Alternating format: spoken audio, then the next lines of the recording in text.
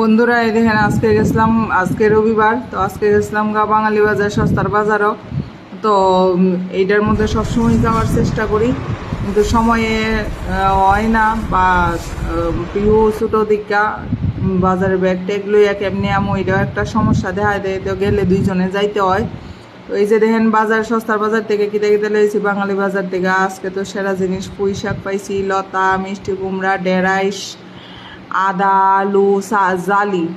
আচ্ছা, এতদিন যা আনতাম শাল কুমড়া, এটা দিয়ে জালি ভাজা করে খাইয়ে লইতাম। ধনিয়া পাতা আনছি 10 টাকা দিয়া 2 মুঠা।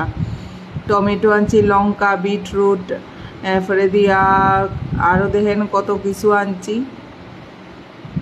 তো এখানে আমি সবই পাই, খুঁজলে সব কিছুই পাওয়া যায়। লন্ডন আমেরিকাতে পর্যন্ত বাঙালির বাজার পাওয়া যায়, আর মহারাষ্ট্রে বুঝি পাওয়া যেত না, ইন্ডিয়ার থেকে পাওয়া যেত না। এটা একটা কথা, যারা কয় যে এখানে থেকে কিচ্ছু পাওয়া যায় না, ভুল।